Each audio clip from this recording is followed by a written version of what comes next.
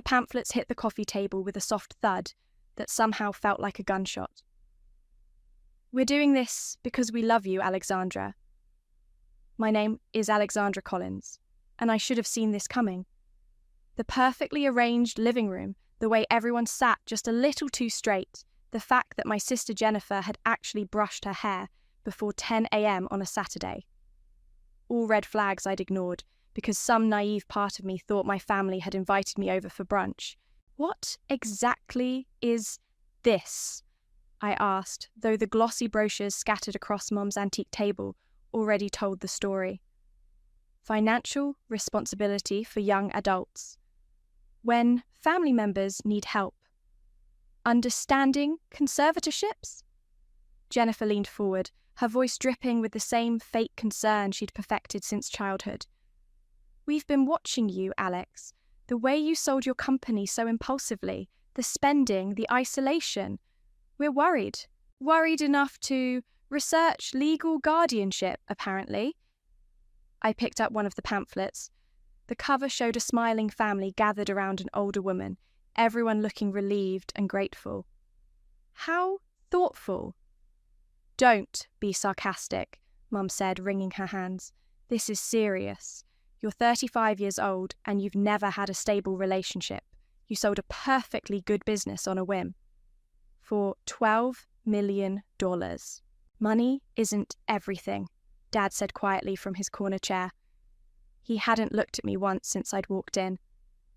Raymond, Jennifer's husband, cleared his throat. Alexandra, we've consulted with a lawyer. A conservatorship would protect your assets while ensuring you have the support system you clearly need. I almost laughed. Raymond talking about protecting assets was rich, considering the rumours I'd heard about their mounting credit card debt. But I kept my face neutral, even let my hands shake a little as I set down the pamphlet. You want to control my money. We want to help you make better decisions, Jennifer said. Look at yourself.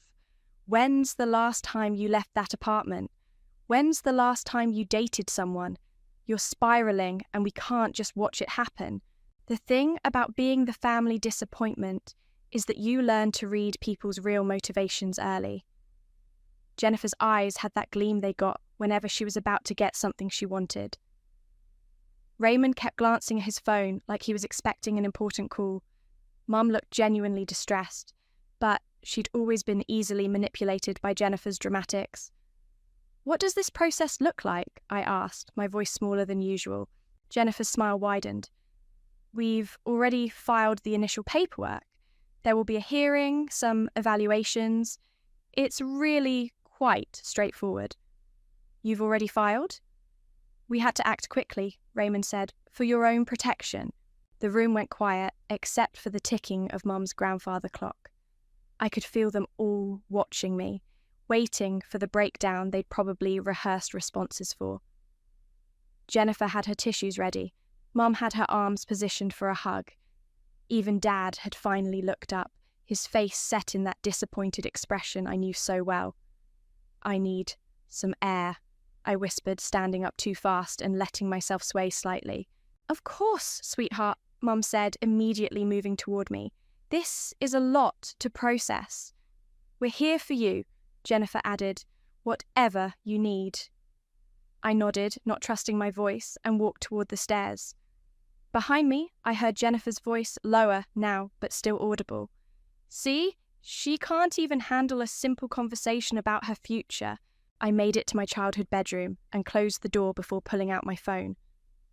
My hands weren't shaking anymore as I scrolled to Hadley's number. She picked up on the first ring.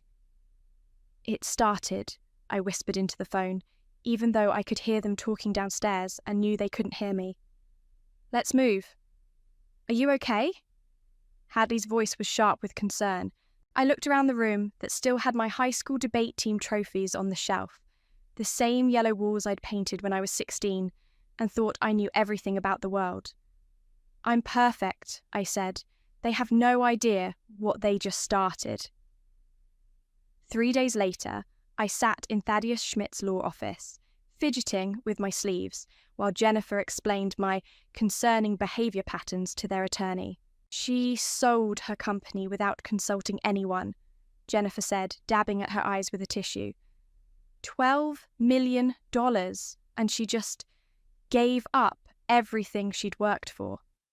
And the spending since then? Thaddeus asked, his pen poised over a yellow legal pad. Reckless. She bought that expensive apartment, the car, all those art pieces. She's burning through money like it's nothing. I let my leg bounce anxiously, staring at the floor. I just wanted nice things for once. See? Jennifer reached over and patted my hand. She doesn't understand the value of money. She thinks it's infinite. What Jennifer didn't know was that every reckless purchase had been carefully calculated. The apartment was in a building that had appreciated 30% in 2 years. The car was a limited edition that was already worth more than I'd paid. The art was from emerging artists whose work was starting to appear in major galleries. But I kept that to myself and instead mumbled, I thought I was being smart. Of course you did, honey, Jennifer said. That's exactly why you need help. Thaddeus made notes. What about social isolation? Relationships? She hasn't dated anyone seriously in over a year, Raymond chimed in. She barely leaves her apartment except for these shopping sprees. I work from home now, I said quietly. I'm consulting. Consulting for who? Jennifer asked, You never talk about clients. I shrugged. The truth was, I didn't need to work at all. But I'd been quietly investing in startups and serving on a few boards. Nothing flashy, nothing that would make headlines, but enough to keep my mind sharp and my network intact. This is what we're talking about, Jennifer told Thaddeus. She's completely disconnected from reality. After the meeting, Jennifer insisted on driving me home. As we sat in traffic, she kept glancing at me in the rearview mirror. You know, I'm doing this because I love you, right? I know. Remember when we were kids and you'd get so upset about everything? You'd lock yourself in your room for days after Dad criticized your grades. I remembered it differently. Jennifer would tell Dad I'd cheated on tests or lied about homework, then comfort me when I got in trouble. But I just nodded. You've always been sensitive, she continued. There's nothing wrong with needing help. That evening, I met Hadley at a small cafe downtown. She slid a folder across the table. Kyson's preliminary report, she said. Your sister and Raymond are in deeper trouble than I thought. I opened the folder. Credit card statements, loan documents, mortgage papers. The numbers made my stomach drop. They owe almost $400,000, Hadley said. Credit cards, personal loans, a second mortgage they took out 6 months ago. Jesus! It gets worse. Look at the dates. I flipped through the papers. Most of the debt had been accumulated in the past year, right around the time news of my company sale had gone public. They've been living like millionaires on borrowed money, Hadley said. Designer clothes, expensive dinners, that new BMW Raymond's driving. They've been telling people they're doing well, but they're about to lose everything. So this conservatorship would give them legal control over your assets. They could pay off their debts, keep their lifestyle, and no one would ever know how close they came to bankruptcy. I closed the folder. Can you trace the shell companies holding their debt? Kyson's working on it. Why? Just curious about who they owe money to. Hadley studied my face. What are you thinking? I'm thinking that if someone were to buy that debt, they'd have a lot of leverage. Alexandra. Hypothetically, she sighed. Hypothetically, yes. Debt can be sold. The new creditor would have the same rights as the original lender. And if someone defaulted on that debt? The creditor could demand immediate payment, seize assets, destroy credit ratings. She paused. Hypothetically. I smiled for the first time in days. I love hypotheticals. This is dangerous territory. They started this war, Hadley. I'm just thinking about how to win it. My phone buzzed with a text from Jennifer. Hope you're feeling better after today. The evaluation with the psychiatrist is scheduled for Friday. Don't worry, Dr. Martinez is very understanding. I showed Hadley the message. They're moving fast, she said. So are we. I stood up. Set up a meeting with Kyson. I want to know everything about those shell companies by tomorrow. And if I can't talk you out of this? You can't. I grabbed my purse. But you can help me do it right. Sunday, dinner at Mum and Dad's felt like a performance where everyone knew their lines except me. Jennifer had made her famous lasagna. Raymond was opening wine, and I was supposed to be the unstable sister who needed saving. Alexandra, you look tired, Mum said, setting down a basket of garlic bread. Are you sleeping? Sometimes. I let my fork clatter against my plate a little too loudly. The apartment gets noisy at night. Maybe you should consider moving somewhere quieter, Jennifer suggested. Somewhere with less stimulation. Like where? Well, there are some lovely assisted living communities. I'm 35, not 75. Raymond laughed. She means places with support staff. People who can help with daily tasks, medication management, that sort of thing. I stared at him. Medication management? Dr. Martinez might recommend something to help with your anxiety, Jennifer said gently. It's nothing to be ashamed of. I haven't even met Dr. Martinez yet. But when you do, it's important to be honest about your struggles. Jennifer reached across the table and squeezed my hand. We've all noticed the changes in you. Dad cleared his throat. The important thing is that we're here for you. Are you? I pulled my hand away. Because it feels like you've already decided I'm incompetent. Nobody said incompetent, Mum said quickly. The legal papers did. The room went quiet. Jennifer's smile flickered. You read the filing? Raymond asked. Some of it. Before I got too confused by all the big words. I let my voice waver slightly. It said I was unable to manage my own affairs. That's just legal language, Jennifer said. It doesn't mean... It means exactly what it says. I stood up abruptly, knocking over my water glass. You think I'm crazy. Alexandra, sit down, Dad said. No! I let my voice crack. You all sit here talking about me like I'm not even here, planning my life, deciding what's best for me. I'm not a child. You're acting like one, Jennifer snapped, then immediately softened her tone. I'm sorry, I didn't mean that. But look at yourself right now. I was breathing hard, hands shaking, water dripping off the table onto the floor. It was exactly the kind of scene they described to Dr. Martinez. I need air, I whispered, and ran outside. Through the kitchen window, I could hear Jennifer's voice. This is exactly what I'm talking about. She can't handle any kind of stress. 20 minutes later, Jennifer found me sitting on the porch swing. I brought you some tea, she said, settling beside me. Thanks. I know this is hard. Change always is. I sipped the tea. It was chamomile, the same kind Mum used to make when I had nightmares as a kid. Do you remember when I was 8 and I wanted to run away? I asked. Jennifer smiled. You packed that little suitcase with your stuffed animals and a box of crackers. You found me in the treehouse and talked me into coming home. You were scared Dad was going to send you to boarding school because of your grades. You told me families stick together no matter what. They do, Jennifer said softly. That's what this is about.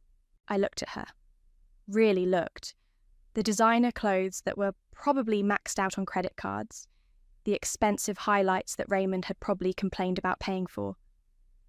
The wedding ring that was definitely bigger than what a middle manager and a part-time real estate agent could afford. Can I ask you something? Of course. Are you happy? She blinked. What kind of question is that?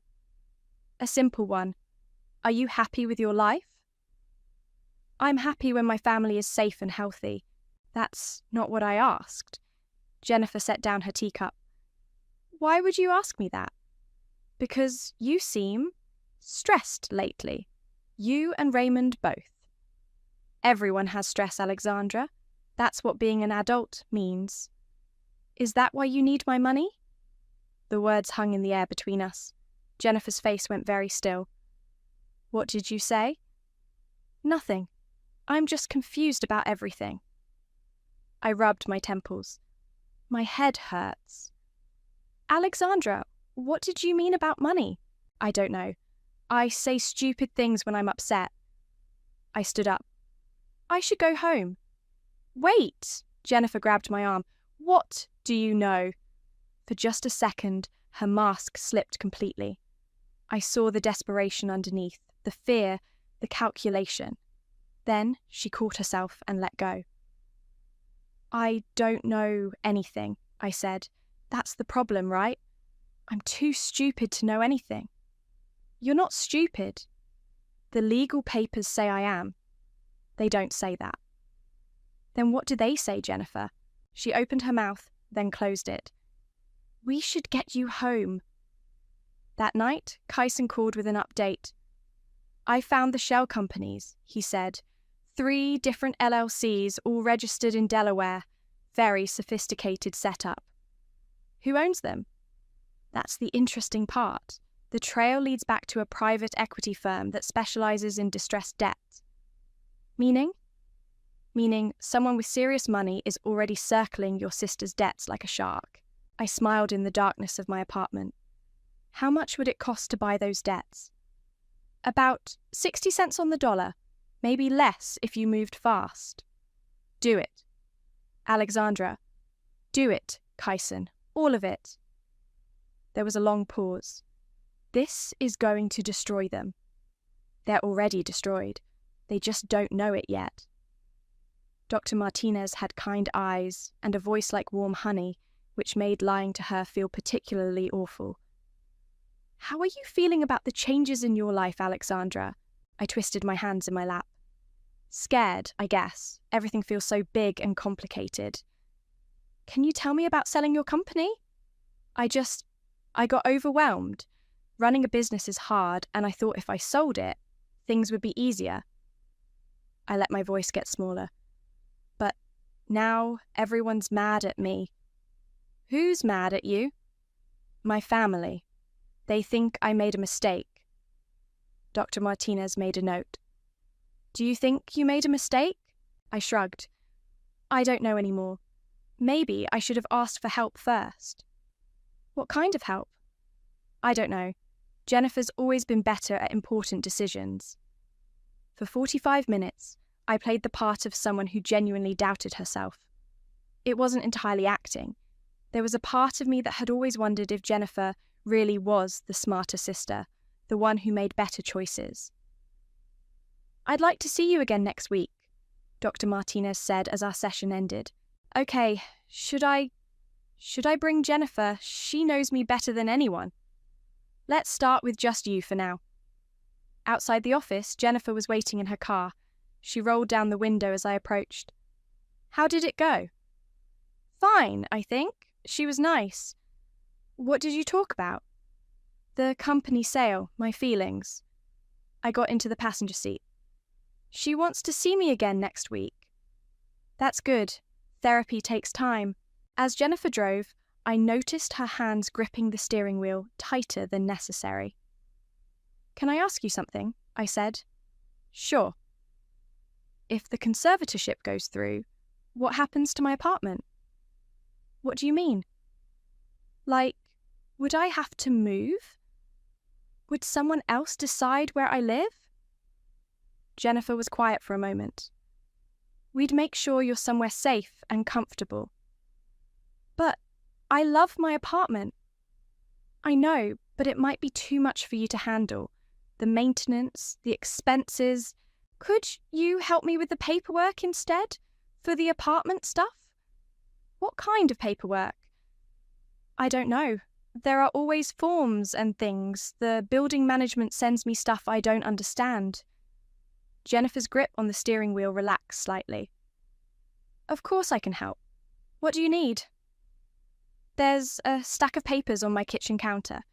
Could you look at them this week? Tell me what's important. Absolutely. That evening, I spread the carefully selected documents across my kitchen counter. Property tax assessments, insurance forms, building maintenance notices, all legitimate paperwork, but nothing sensitive. Mixed in were a few investment statements showing modest returns, the kind of thing that would make Jennifer think I was being conservative with my money. What she wouldn't see were the real investment accounts, the ones Hadley managed through a different firm, the ones that had just purchased $400,000 in distressed debt. My phone rang. Kyson. It's done, he said. As of this afternoon, you own every penny of debt that Jennifer and Raymond owe. All of it? Credit cards, personal loans, the second mortgage, everything. The previous creditors were happy to sell. They were getting nervous about collection. What's the timeline? The original payment schedules are still in effect, but as the new creditor, you have the right to call in the debts at any time. And if they can't pay? Asset seizure, credit destruction, potential bankruptcy. The usual consequences of defaulting on $400,000. I walked to my window and looked out at the city lights. Somewhere out there, Jennifer was probably going through my paperwork, looking for evidence of poor financial management. She had no idea that I now held her entire financial future in my hands. There's something else, Kyson said. I found evidence that Raymond's been intercepting your mail. What? Building security footage from 3 weeks ago. He's got a key to your mailbox and he's been taking things out before you get them. That's federal mail tampering. Exactly. Hadley thinks it could be useful in court. The next morning, Jennifer called bright and early. I looked at your paperwork, she said. There are some things we need to discuss. Is it bad? Not bad, just complicated. Can I come over? Sure. An hour later, Jennifer sat at my kitchen table with the papers spread out in front of her. Your property taxes are going up, she said, and this insurance renewal looks expensive. How expensive? Maybe we should look at downsizing. Something smaller, more manageable. I like it here. I know, but honey, you're spending almost $8,000 a month just on housing costs. That's not sustainable. I let my eyes widen. $8,000? Between the mortgage, taxes, insurance, and maintenance fees, yes. That seems like a lot. It is a lot for someone in your situation. What situation? Jennifer reached across and took my hand. Someone who needs to be more careful with money. But I have lots of money. You have money now, but if you keep spending like this, it won't last forever. I nodded slowly, like this was a revelation. Maybe you're right. I usually am, Jennifer said with a smile. That's why you need to trust me. I do trust you. Good. Because I'm going to help you make some changes. As she gathered up the papers, I noticed her hands were shaking slightly. The stress of her own financial situation was starting to show. Jennifer? Yes? Are you okay? You seem worried about something. Her smile faltered for just a second. I'm fine. Just concerned about you. Are you sure? Because if you ever needed help with anything... I don't need help, Alexandra. You do. After she left, I called Hadley. She took the bait, I said. She's already planning to move me somewhere cheaper. And the mail tampering? We'll save that for court. Let her think she's winning for now. This is getting dangerous, Alexandra. If she finds out what you're really doing... She won't. She's too busy planning my future to notice I'm planning hers. The courtroom smelled like old wood and broken dreams. I sat between Hadley and a court-appointed advocate, trying to look small and overwhelmed while Jennifer's legal team presented their case. Your Honour, Thaddeus said, adjusting his glasses, the petitioners have documented a clear pattern of erratic behaviour and poor financial judgment. Judge Morrison, a woman in her 60s with steel-grey hair, looked unimpressed by the theatrics, but listened carefully. Ms. Jennifer Ray, please take the stand. Jennifer walked to the witness box like she was accepting an award. She'd chosen her outfit carefully. A conservative navy dress that screamed, "Responsible older sister. Can you describe your sister's behavior over the past year?" Thaddeus asked. "It's been heartbreaking to watch," Jennifer said, her voice catching slightly. After she sold her company, she became increasingly isolated. She stopped returning calls, stopped seeing friends. What about her financial decisions? Reckless. She bought an expensive apartment without consulting anyone, spent thousands on art and furniture. When I tried to discuss budgeting with her, she became defensive and angry. "Can you give the court a specific example?" Jennifer dabbed at her eyes. "Last month, I found her crying in her apartment because she couldn't understand her property tax bill. She asked me to help with her paperwork because she said the numbers were too confusing. I kept my face neutral, but inside I was impressed. She'd taken my bait perfectly. In your opinion, is your sister capable of managing her financial affairs? I love Alexandra deeply, but no, she needs help and she's too proud to ask for it." Hadley leaned over and whispered, "She's good." "Wait for it," I whispered back. Thaddeus called Raymond next. He painted a picture of a concerned brother-in-law who'd watched me spiral into isolation and poor decision-making. "She seems to live in a fantasy world," Raymond said. "She talks about consulting work, but we've never seen evidence of any clients. She claims to be making investments, but she can't explain what she's invested in. Have you observed any other concerning behaviors? She's paranoid. She thinks people are watching her, following her. Last week, she accused me of going through her mail." Judge Morrison made a note. "Did you go through her mail?" Raymond looked shocked. "Of course not, Your Honor. That would be illegal." When it was our turn, Hadley stood up slowly. "Your Honor, I'd like to call Kyson Watson to the stand." Thaddeus looked confused. "Objection. This witness wasn't on the list." "He's a rebuttal witness, Your Honor. We only discovered the need for his testimony yesterday." "I'll allow it." Kyson walked to the stand carrying a thick folder. He looked like what he was, a forensic accountant who'd spent his career following money trails. "Mr. Watson, what is your profession?" "I am a certified public accountant specializing in forensic financial analysis." "Did you conduct an investigation into the financial circumstances surrounding this case?" "I did." "What did you find?" Kyson opened his folder. "I found significant discrepancies in the financial disclosures submitted by the petitioners." Thaddeus shot to his feet. "Objection! The petitioners' finances aren't relevant to—" "Your Honor," Hadley interrupted, "the petitioners are asking for control over substantial assets. Their own financial stability is absolutely relevant to their fitness as conservators." Judge Morrison nodded. "Continue, Mr. Watson." Jennifer Ray and Raymond Ray currently owe approximately $400,000 in unsecured debt. This debt was accumulated primarily in the past 18 months, coinciding with public reports of Ms. Alexandra's business sale. The courtroom went dead silent. I could see Jennifer's face going pale. Furthermore, Kyson continued, they misrepresented their income on the conservatorship application. Mr. Ray claimed an annual income of $85,000, but his actual income last year was $42,000. "Objection!" Thaddeus was on his feet again. "This is character assassination." "It's fraud," Hadley said calmly.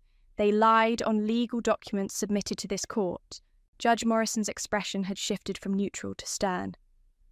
"Mr. Watson, do you have documentation of these claims?" "Yes, Your Honor." Kyson handed a stack of papers to the bailiff.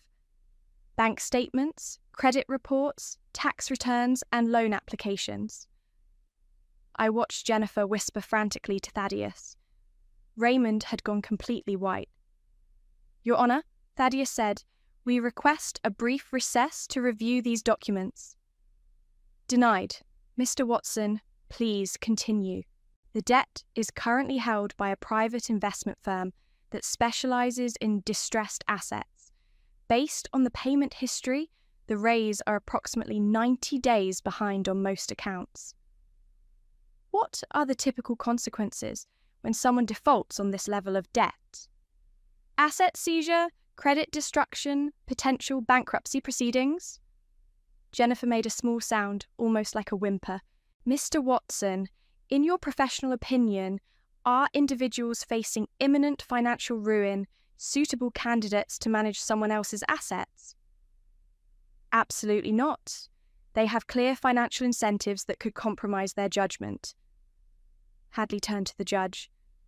Your Honour, I have additional evidence regarding illegal interference with Ms. Alexandra's mail, but I believe we've heard enough to demonstrate that this conservatorship petition is not filed in good faith. Judge Morrison looked at the papers in front of her, then at Jennifer and Raymond, then at me. I'm calling a 30-minute recess. When we return, I want to hear from Ms. Alexandra herself. As the courtroom emptied, Jennifer rushed over to me. How did you know? She hissed. I looked up at her with wide, innocent eyes. Know what? Don't play dumb, Alexandra. I thought I was too dumb to play anything else. Her face crumpled. You don't understand what you've done. I haven't done anything, I said softly. But apparently you have. Hadley put her hand on my shoulder. Time to go, Alexandra.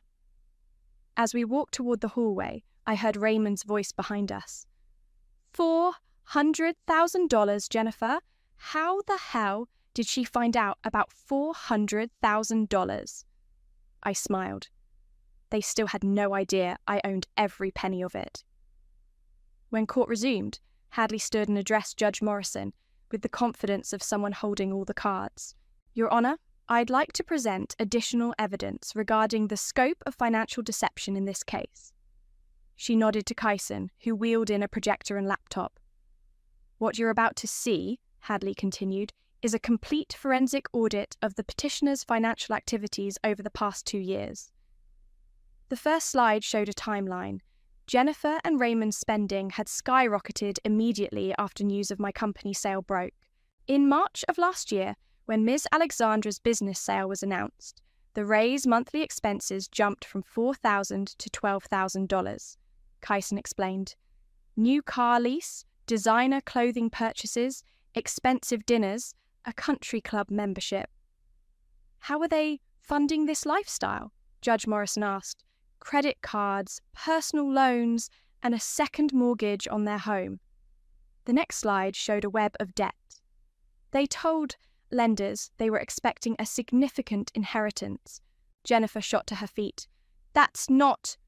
Sit down, Thaddeus hissed, pulling her back into her chair. Furthermore, Kyson continued, they used Ms. Alexandra's name and business success to secure several of these loans, implying they had access to her assets. The slides kept coming. Bank statements showing overdraft fees, credit card statements with minimum payments missed, loan applications with inflated income figures. This is a systematic pattern of fraud, Hadley said. They've been living off borrowed money while planning to use a conservatorship to access Ms. Alexandra's assets to cover their debts. Your Honour, Thaddeus stood up. Even if the petitioners have financial difficulties, that doesn't negate their concerns about Ms. Alexandra's mental state. Actually, it does, Hadley replied, because their concerns are fabricated. She clicked to the next slide. Security camera footage from my apartment building. This is Raymond Ray accessing Ms. Alexandra's mailbox 3 weeks ago, and here, and here. 3 different timestamps, 3 different instances of Raymond rifling through my mail. Federal mail tampering, Judge Morrison said grimly. They were intercepting financial documents, medical correspondence, and legal notices, Hadley explained. Then using the information to build their case for incompetency, Raymond was sweating now, loosening his tie. But the most damning evidence, Hadley continued, is this recorded conversation from last Tuesday. My heart skipped. I hadn't known about any recording. Miss Alexandra, with our advice, began documenting her interactions with her family. This is Jennifer Ray speaking to her husband outside the courthouse after their initial filing. Jennifer's voice filled the courtroom, tinny but clear. Once we get control of her accounts, we pay off the credit cards first, then the second mortgage. We can make it look like we're investing her money conservatively. Raymond's voice. What if she fights it? She won't. She's always been weak. She'll probably be grateful someone else is making the decisions. The silence in the courtroom was deafening. Jennifer looked like she might vomit. Your Honour, Hadley said, this conservatorship petition isn't about protecting Ms. Alexandra. It's about stealing from her. Judge Morrison turned to Thaddeus. Do you have any response to these allegations? Thaddeus looked at his clients, then back at the judge. Your Honour, I was not aware of the full scope of my client's financial situation when I agreed to represent them. Are you withdrawing from the case? I am requesting permission to do so, yes. Jennifer stood up, ignoring Thaddeus's attempts to stop her. You don't understand, she said to the judge. She's not well. She sold her company for no reason. She isolates herself. She asked me to help with her paperwork because she couldn't understand it. Ms. Ray, please, sit down. She's manipulating all of you. She's always been manipulative ever since we were children. She makes people feel sorry for her and then she... Ms. Ray! Judge Morrison's voice cut through the courtroom like a blade. Sit down immediately or I will hold you in contempt. Jennifer collapsed into her chair, tears streaming down her face. Your Honour, Hadley said quietly, I believe it's time for Ms. Alexandra to speak for herself. Judge Morrison looked at me. Ms. Alexandra, are you prepared to testify on your own behalf?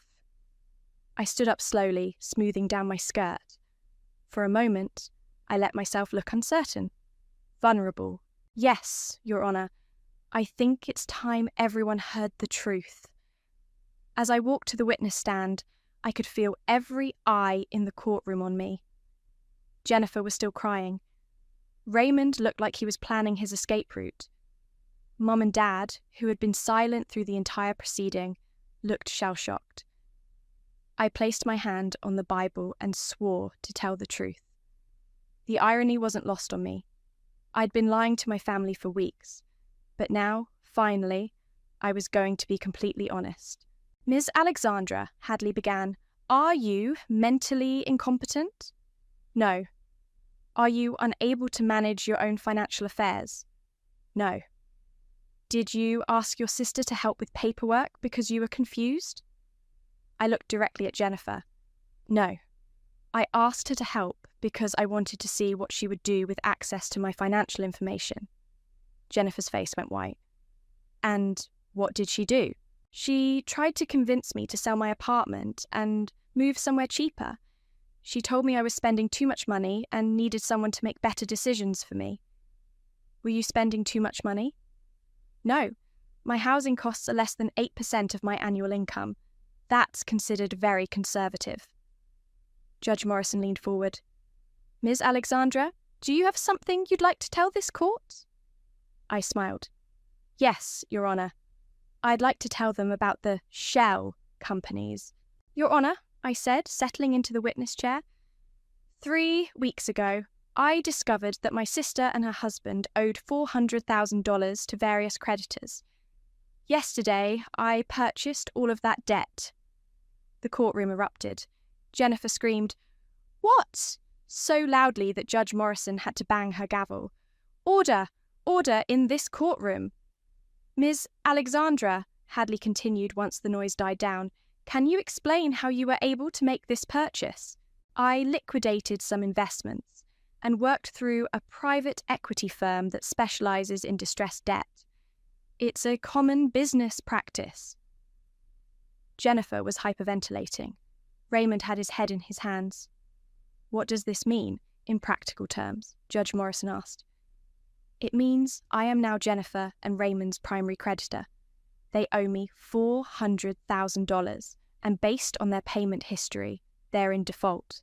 "You can't do this!" Jennifer shouted, jumping to her feet. "This is insane! This proves you're not mentally stable." "Actually," I said calmly, "it proves I understand business better than you thought."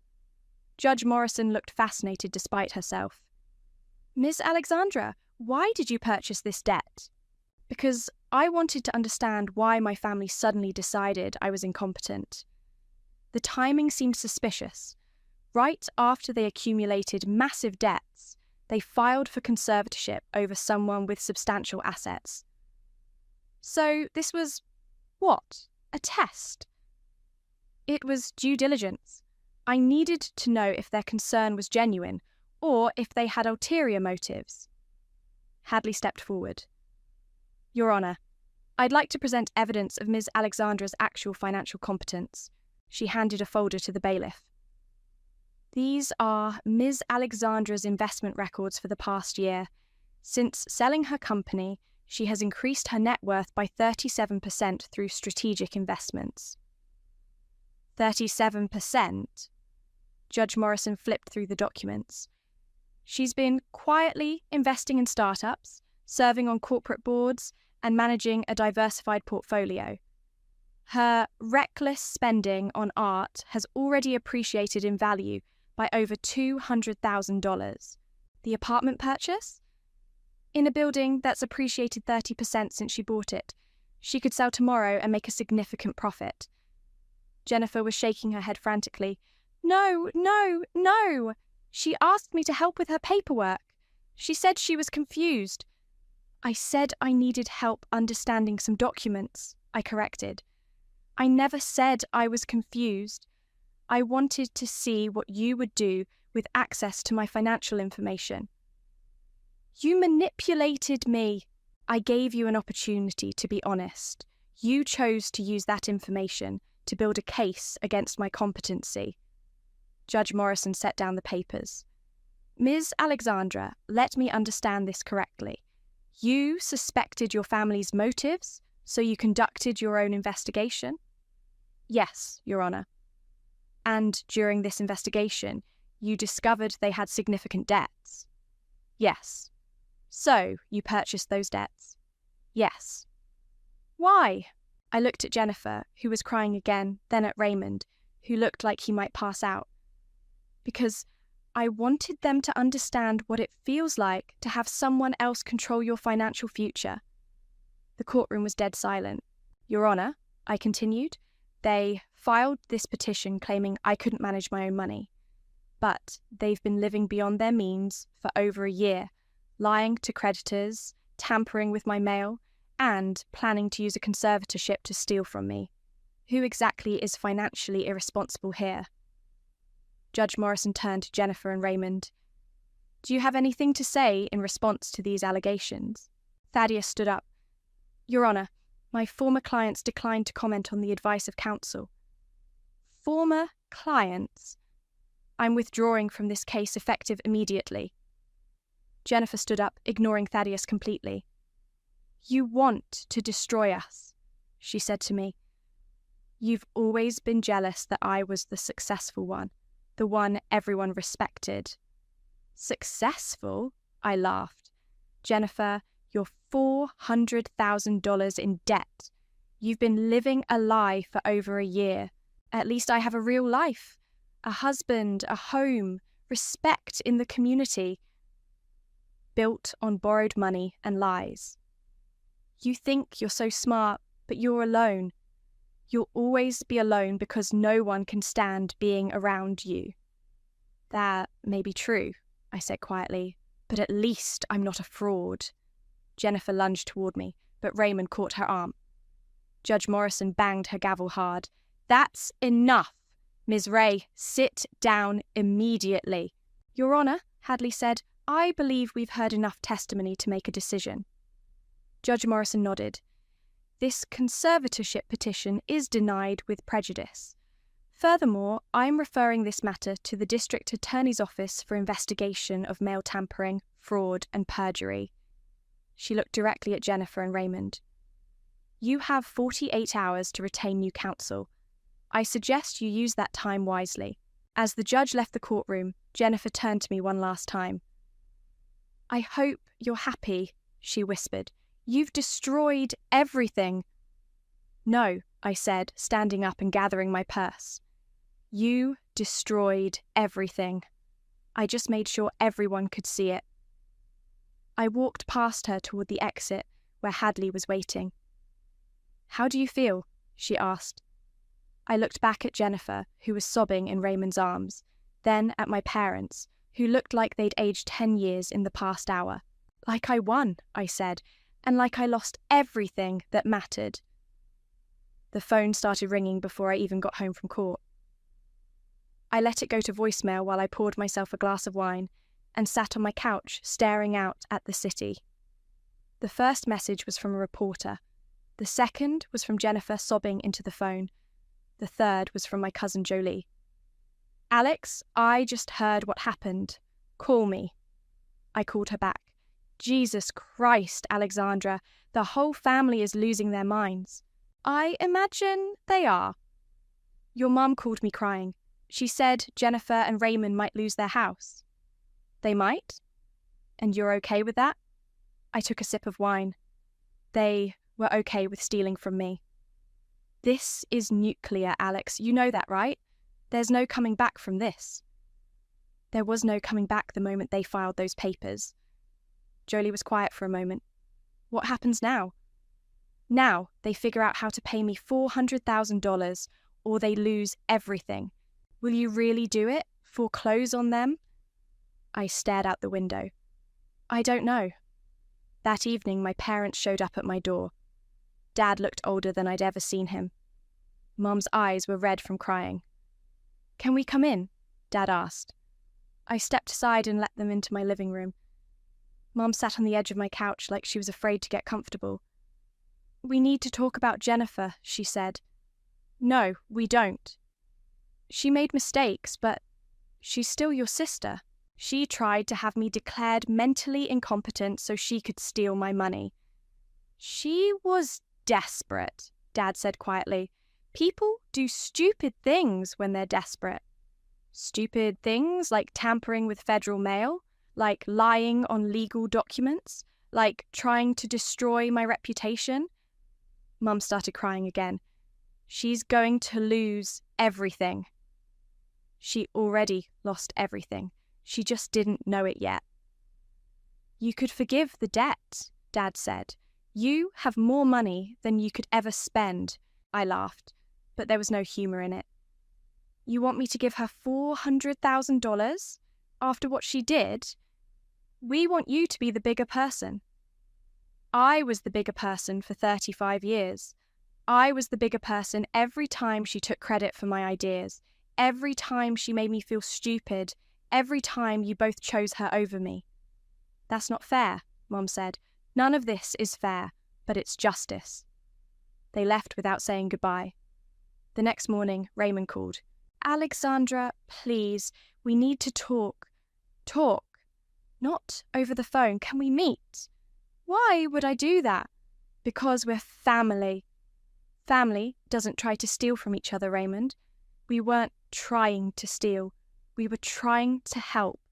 Help yourselves. Please, just give us a chance to explain. Against my better judgment, I agreed to meet them at a coffee shop downtown. Jennifer looked like she hadn't slept in days. Raymond kept checking his phone like he was expecting a miracle. We're sorry, Jennifer said as soon as I sat down. We made terrible decisions, but we never meant to hurt you. You filed legal papers claiming I was mentally incompetent. We thought you were having some kind of breakdown after selling the company. Because I bought nice things with my own money. Because you stopped talking to us. Because you seemed lost. I wasn't lost. I was finally free. Raymond leaned forward. What do you want from us? I want you to understand what you did. You didn't just try to steal my money. You tried to steal my autonomy, my dignity, my right to make my own choices. We know, Jennifer whispered. We know, and we're sorry. Sorry doesn't fix this. What would fix it? She asked. I looked at my sister, really looked at her.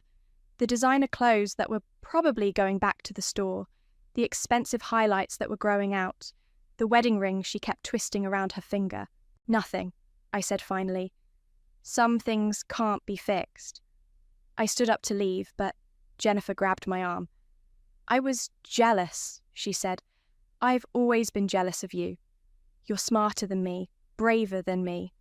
You built something amazing, and I just married well and pretended that was enough. Let go of me. I know I don't deserve forgiveness, but I'm asking anyway.